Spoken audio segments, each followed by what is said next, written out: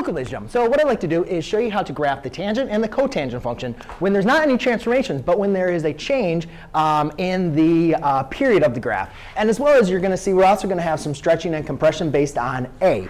Now, A is not going to help us determine the amplitude in this case, because for the tangent and the cotangent graph, you can see that the graphs continue indefinitely into positive and definitely into the negative direction. So therefore, there is no maximum or minimum, so there's not going to be any amplitude. However, A is still going to affect the shape of the graph. And what it's actually going to do is it's actually going to affect the compression. We're either going to vertically stretch or vertically compress the graph. And I'll actually show you how that's going to work.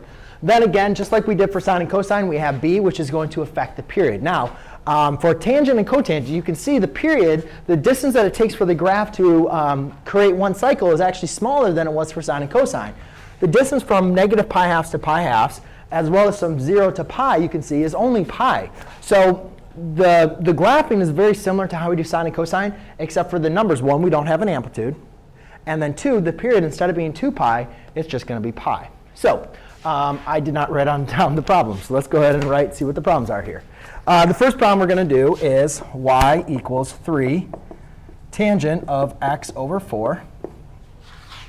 Next problem I'm going to do is y equals 1/2 cotangent of 2 pi x. OK, so again, the first thing we're going to do is just go through all the steps. Now, again, we don't have an amplitude, so we'll get right into the period. Period is just going to be pi divided by b. So in this case, you can see b is, remember, what's multiplied by our x? Well, you could say, well, nothing's multiplied by x. I have something divided by my x, right? So be very careful. Just remember that x over 4 is the same thing as 1/4 times x. All right, those are equivalent. So it's just a different way of writing this out there. So therefore, I can rewrite this as pi divided by 1/4. Well, how do you take a number and divide it by a fraction? You take your fraction and multiply it by its reciprocal on the top and the bottom. And therefore, you can see now that goes to 1. We're left with 4 pi. All right. The x scale is going to be exactly the same thing. Even though there's not really 4 critical points, in this period, you can see that we have asymptotes. That's going to be where the graph is going to approach. We have the x-intercept. And then I have these other 2 points. And those are just going to be points on the graph that, in my class, I technically don't always let my students to find 4 critical points. I say, let's just find 2. However, they don't really understand how A affects the graph. So in this case, I'm going to use all 4 points to help us so we can really see how this graph gets affected. So the x scale, I am going to use 4 critical points. Asymptote, point, intercept, point, asymptote. So my x scale is going to be basically the period divided by 4. So in this case, I have 4 pi divided by 4, which equals pi. All right?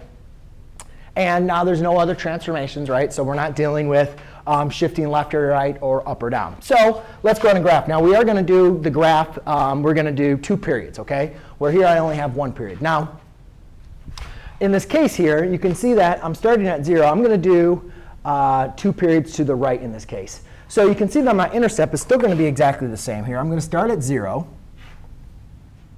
OK? Now, the x scale, though, to the next critical point is going to be at pi. Then the next point is going to be at 2 pi. And then remember, you can see here I got a critical. I'm starting right in the middle, right? So then I have a critical point to the left, which would be negative pi, and then negative 2 pi. So the distance between negative 2 pi and 2 pi is my period of 4 pi. And then all I'm simply going to do is now recreate this graph here, right? So here, I'm going to have an asymptote. Here, I'm going to have an asymptote. And then, before I know what the scale is of what pi, we know pi is going to be the point on there. We know this is the intercept. Let's go ahead and figure out what exactly this would be. So what we're going to do is I'm actually going to plug in pi in for x. So I'm going to take my calculator, and I'm going to make sure that it is in radian mode. OK, it's in radian mode. So then I'm going to do 3 times tangent of pi divided by 4. And that gives me 3. So this 3, instead of it crossing here being up at 1, now it's over at 1, 2, 3. And then the same thing, if you plug in negative pi, I'm not going to go through it. I already know it's going to be negative 3. So now what we can see is we know the graph is still going to approach these. But what you can see here is the graph got now vertically stretched. So when the absolute value of a is larger than 1, what that's going to do is that's going to vertically stretch your graph. So now let's go into the 1/2 cotangent. Okay? And we're going to do the exact same thing. First thing is we're going to determine the period. So period, again, is going to be pi divided by 2 pi. So is that I had pi divided by 2 pi? OK. Pi divided by 2 pi. Well, so therefore, you can see that my period, here the pi's are going to divide out. My period is going to be 1/2. So therefore, my x scale is going to be 1/2 divided by 4. Well, how do you take a fraction and divide it by a whole number? Well, you turn your denominator into a fraction. And then just like we did over here, multiply by the reciprocal on the top and the bottom. Wait a minute. Reciprocal, not the same number. So that goes to 1, and you're left with 1/8. So the x scale is 1/8. And that's all we need to know. OK, so now I'm going to do 2 periods to the right, because I'm kind of out of space here.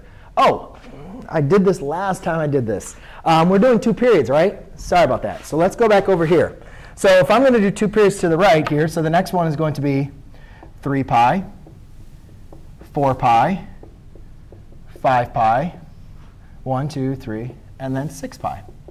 OK, so we know the next point, if you kind of follow the pattern, the next point is going to be a point on the graph.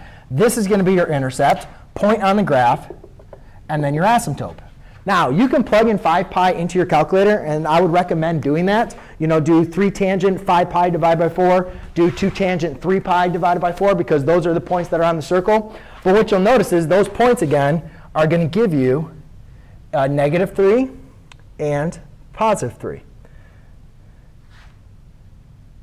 And what you'll see is you have the exact same graph again approaching the asymptotes. Sorry, I forgot to go over that. All right, so that's going to change this one then. This one, let's do a period to the right and a period to the left. Now, here you can see that my scale is 1/2, right? So I'm not even going into, I don't even have a scale in terms of pi, but that's OK. So well, my x scale is going to be 1/8. So I have 1/8. So what I like to do, if you're kind of like mixed up with fractions, then forget about reducing them. Let's just do 1/8, 2/8, 3/8, and then 4/8. Right? You just keep on adding. Then let's do it to the left. -1/8, -2/8, -3/8, and then -4/8. And then since you're using a pencil because it's math class, you can go back and say, oh, OK, I can reduce 2/8 to 1/4, because I'm sure that's what your teacher would want you to do. I can reduce 4/8 into 1/2. OK, so a lot of students, especially when we're teaching and so forth, I'll convert the fractions quickly in my head. If you're still stuck with fractions, do everything as the x scale. Just add the numerators, and then simplify them at the end. So that's -1/4 and -1/2. OK. So perfect. So now if you look at cotangent here, we have a little bit different of a scale, right? So we know that my last 4 thing here is going to be my asymptote. I have an asymptote right here. And then I'll have an asymptote here. The middle x scale is going to be my intercept. And then here's going to be my point. Well, again, exactly what point is that going to be on there? 1/8. So then what I'll need to do is I'll need to type in 1/8 in for x. So again, so what I'm going to do is I'm going to do, now, the other thing that's difficult about cotangent is, remember, cotangent is the reciprocal function of tangent. So when I'm typing this in, I'm going to do 1/2 times cotangent, which is going to be 1 over parentheses and then the tangent. So it's going to be 1 over 1 divided by tangent of 2 pi times 1/8. Sometimes this would be much easier to do that, and that. And I get 0.5 here. Sometimes it might be easier to do step by step by step. You know, do 1/8 and then do 1/2 and then multiply 1/2. But I think as I used all my parentheses. Parentheses are the key. I ended up having to use 3 parentheses at the end the way it worked out. But I get 1/2. And so what that tells me is, instead of like this one where it crossed at 1, right, now they're crossing at 1/2. So my first point here is going to be a positive 1/2. And then if I do the same thing but I need negative 1/8, I'll just tell you what it is going to be. Right now it's going to be negative 1/2. So then as they approach here, what you can now see, and then I'll just do this again. This is going to be 1/2, negative 1/2. So what you will now see is when absolute value of a is less than 1 but greater than 0, that means it's absolute value. So that's greater than 0, less than 1. You can see that my graph has now been vertically compressed. Okay? But there you go, ladies and gentlemen. That is how you graph the tangent and cotangent function. Graph the tangent and cotangent function when you graph the tangent, which is a change of period. Thanks.